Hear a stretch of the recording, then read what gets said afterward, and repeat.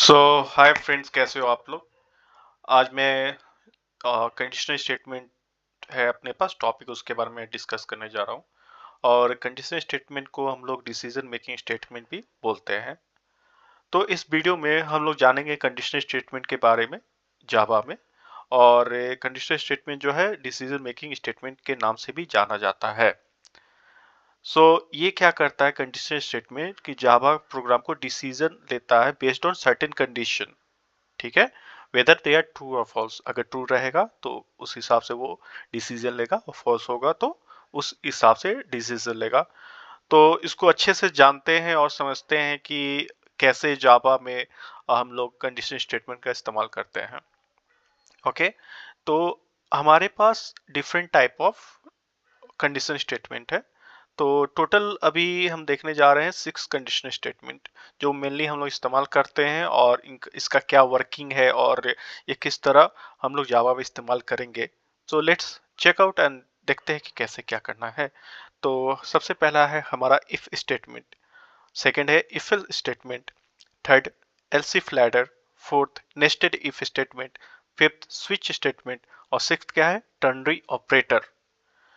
और इससे हम लोग इस वीडियो में सबसे पहले 3 स्टेटमेंट को देखेंगे, और लेटर ऑन दूसरे वीडियो में हम लोग nested if statement, switch statement और टर्नरी ऑपरेटर के बारे में देखेंगे। तो चलिए स्टार्ट करते हैं सिंपल इफ स्टेटमेंट के साथ। तो सिंपल इफ स्टेटमेंट में हम लोग देख पा रहे हैं सिंटेक्स क्या है।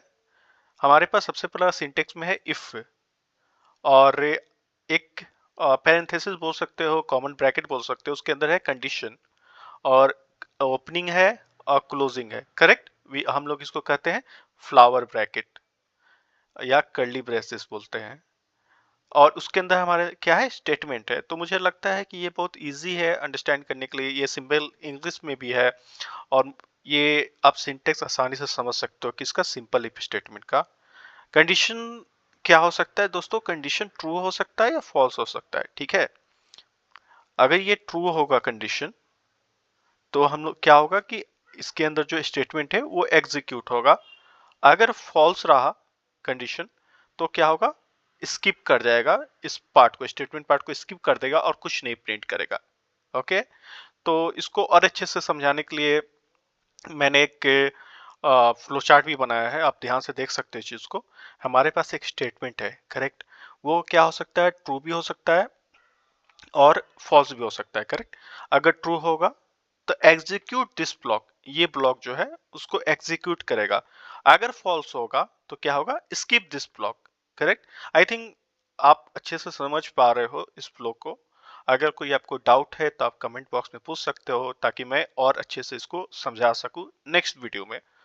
ठीक है दोस्तों, अब चलते हैं एक रियल टाइम एग्जांपल के साथ। तो हमारे पास एक सैंपल है, सैंपल टेस्ट है आप कह सकते हो, या सैंपल क्लास है, और इसके अंदर हमारे पास 5 है, एक नंबर है। ठीक है, वो ए के अंदर स्टोर है, और ए किस टाइप का है, किस डेटा टाइप का है, इन डेटा टाइप का है। करेक्ट, तो दोस्तों हमारे जावा में भी बहुत सारे डेटा टाइप होते हैं, और आप उससे आपको अगर डिटेल में समझना है तो मैं नेक्स्ट वीडियो में आपको और अच्छे से समझा दूंगा। बस आप ये समझो कि ये 5 है, और ये किस टाइप का है, इंटीजर टाइप का है, जिसको हम लोग शॉर्टकट में इंट लिखते हैं। अब हमारे पास क्या है, इफ है, और याद कीजिए मैंने सिंटेक्स शो किया था इफ, और उसके अंदर कंडीशन होगा। कंडीशन ट्रू भी हो सकता है, फॉल्स भी हो सकता है। करेक्ट, तो ए इज ग्रेटर देन 3, क्या ए जो है 3 से बड़ा है, तो ये कंडीशन ट्रू होगा कि फॉल्स होगा दोस्तों बताइए। तो ये ट्रू होगा। करेक्ट, अगर ये ट्रू होगा तो मैंने क्या बोला था कि ए इज ग्रेटर जो है ये एग्जीक्यूट करेगा।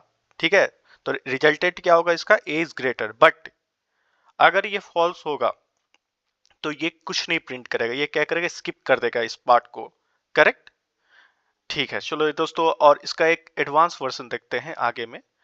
तो इफ एल्स कंडीशन का एडवांस वर्जन है, सॉरी, इफ स्टेटमेंट का uh, एक एडवांस वर्जन है इफ एल्स कंडीशन। तो हम लोग देखते हैं इफ एल्स कंडीशन को, इफ एल्स स्टेटमेंट। और इफ एल्स स्टेटमेंट का हमारे पास सिंटेक्स है if condition opening bracket closing bracket else opening bracket closing bracket.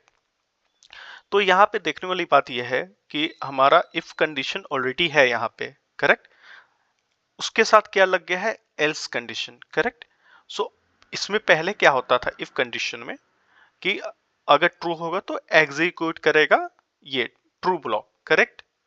अगर फॉल्स होता तो क्या होता है, स्किप कर जाता। बट यहाँ पे क्या हो रहा है, एल्स में अगर ये कंडीशन जो है फॉल्स हो जाता है तो हमारा क्या एग्जीक्यूट करेगा, एल्स पार्ट एग्जीक्यूट करेगा। मतलब इस बार स्किप नहीं कर रहा है, इस बार क्या हो रहा है, फॉल्स होने पे भी एग्जीक्यूशन हो रहा है। तो ये चीज आप, ये क्या हो गया, थोड़ा सा एडवांस हो गया। क्यों, क्योंकि इसके अंदर एल्स पार्ट लग गया, करेक्ट। तो आप सिंपल इंग्लिश में भी समझ सकते हो कि इफ अगर ये कंडीशन ट्रू है तो ये, एल्स होगा तो क्या होगा, फॉल्स होगा तो क्या होगा, एल्स पार्ट एग्जीक्यूट करेगा, ठीक है। और हमारे पास एक फ्लो चार्ट भी है, इसका भी स्टेटमेंट है, करेक्ट। स्टेटमेंट जो है ट्रू हो सकता है, फॉल्स हो सकता है, करेक्ट। अगर ये ट्रू होगा तो क्या करेगा, एग्जीक्यूट करेगा ट्रू ब्लॉक को। फॉल्स होगा तो किसको एग्जीक्यूट करेगा, फॉल्स वाले ब्लॉक को, करेक्ट। आई होप कि आप अच्छे से समझ पा रहे हो। और इफ अगर आपको मैं दोबारा बोल रहा, अगर आपको लगता है कि कुछ कंफ्यूजन है समझने में तो आप कमेंट बॉक्स में आप पूछ सकते हो, मैं अच्छे से उसको डिस्क्राइब कर दूंगा।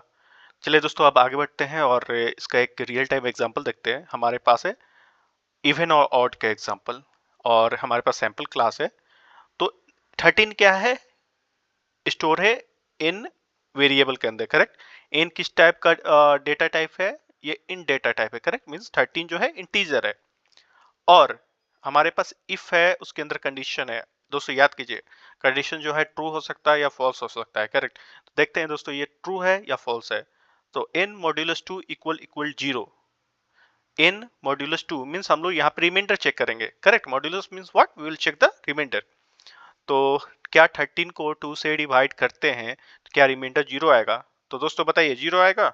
नहीं आएगा, करेक्ट। तो यहाँ पे क्या होगा, नंबर इज, तो क्या ये प्रिंट करेगा, नंबर इज इवन नहीं प्रिंट करेगा क्योंकि ये फॉल्स हो जाएगा, करेक्ट।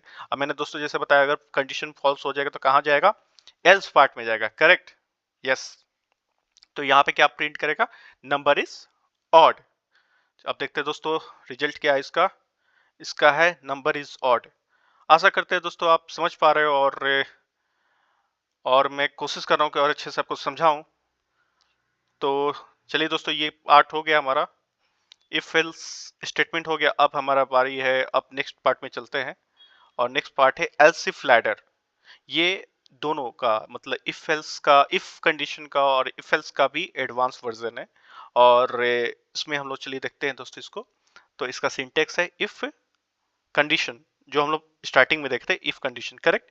उसके साथ हमारा क्या था, एल्स था, करेक्ट, सेकेंड इफ एल्स में। लेकिन अब क्या हो रहा है, एक और इफ कंडीशन लग जा रहा है, करेक्ट। फिर दोबारा इफ कंडीशन लग जा रहा है, और लास्ट में क्या आ जा रहा है, एल्स आ रहा है। तो दोस्तों ये देखने से हमें, अगर आप इफ और इफ एल्स कंडीशन को समझ जाते हो तो आप समझ सकते हो इस फ्लो को भी, कि अगर कंडीशन ट्रू होता है तो ब्लॉक 1 प्रिंट करेगा, नहीं होगा तो कंडीशन 2 को चेक करेगा, ट्रू होगा तो 2 प्रिंट करेगा, कंडीशन 3 को चेक करेगा, ट्रू होगा तो 3 को प्रिंट करेगा। अगर ये कोई भी कंडीशन नहीं होता है फुलफिल तो केस को प्रिंट करेगा, एल्स पार्ट को प्रिंट करेगा, which is also known as default block, correct. मतलब अब क्या हो रहा है कि हम लोग मल्टीपल वे में वैलिडेट कर रहे हैं कंडीशन के हेल्प से कि स्टेटमेंट ट्रू होगा या फॉल्स होगा, करेक्ट। तो इसका भी एक एग्जांपल देख लेते हैं दोस्तों।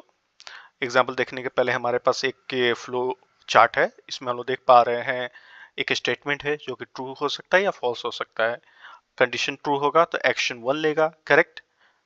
या अगर ट्रू होगा तो क्या होगा, कंडीशन ट्रू होगा तो एक्शन 1 लेगा, ब्लॉक 1 प्रिंट करेगा। कंडीशन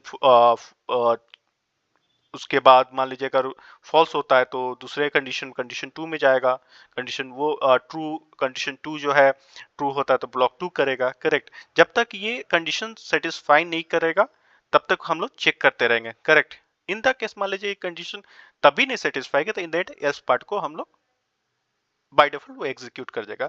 तो वही है, ट्रू है 1 को, ट्रू है, नहीं है तो एक्शन 2 लेगा। इन देन क्या होगा, फॉल्स होगा तो एल्स इफ कंडीशन होगा। ठीक है दोस्तों, अब हम लोग हमारे पास एक और सैंपल है, इसमें हम लोग कैलकुलेट क्या कर रहे हैं, ग्रेड कैलकुलेशन कर रहे हैं, करेक्ट, मतलब मार्क्स है, मार्क्स को कैलकुलेट कर रहे हैं। तो हमारे पास क्या है कि 25 एक वैल्यू है, जो कि नंबर है, जो कि ऐड है, स्टोर है किसके अंदर, मार्क्स एज अ वेरिएबल के अंदर, जो कि इंटीजर टाइप का है, करेक्ट। अब हम लोग क्या करें कि इफ के अंदर कंडीशन को चेक करें कि वेदर इट इज ट्रू और फॉल्स। तो क्या 75 जो है बड़ा है 90 से, ये बताइए दोस्तों, है कि नहीं है, नहीं है, करेक्ट। तो ये क्या होगा, ग्रेड ए को प्रिंट नहीं करेगा। अब हम लोग क्या करेंगे, नीचे आएंगे, एलसिफ में आएंगे, फिर से चेक करेंगे, क्या 75 बड़ा है 80 से, बोलेंगे नहीं है, करेक्ट, तो ग्रेड बी भी प्रिंट नहीं होगा। फिर से चेक करेंगे एलसिफ के अंदर, क्या 75 बड़ा है 60 के अंदर, इक्वल है, बड़ा है, इक्वल है 60 से, तो यस 25 जो है बड़ा है, करेक्ट, 60 से, तो क्या प्रिंट करेगा, ग्रेड सी, करेक्ट। तो लेट्स सी द रिजल्ट, तो आंसर है ग्रेड सी। ठीक है दोस्तों, मुझे लगता है कि आप समझ पा रहे हो चीज़ों को, और अगर कोई कंफ्यूजन है तो आप कमेंट बॉक्स में पूछ सकते हो, मैं और अच्छे से इसको एक्सप्लेन कर दूंगा। ठीक है दोस्तों, तो आज के लिए मैं यहाँ पे इसको बंद करता हूँ, और आशा करता हूँ कि आप अच्छे से समझ गए होंगे। और वीडियो के लिए, जैसे कि आगे के वीडियो के लिए, जैसे हमारे पास nested if statement, switch statement और टर्नरी ऑपरेटर, ये थोड़ा सा एडवांस है। तो एडवांस को समझाने के लिए मैं अगला वीडियो में और अच्छे से समझाऊंगा। उसके पहले आप थोड़ा सा समझ लो ये if statement, if else statement और एल्स इफ लाइडर। इसके बाद आपको और आसानी होगा nested if statement, switch statement और टर्नरी ऑपरेटर के लिए। ओके दोस्तों, thank you for watching my video. या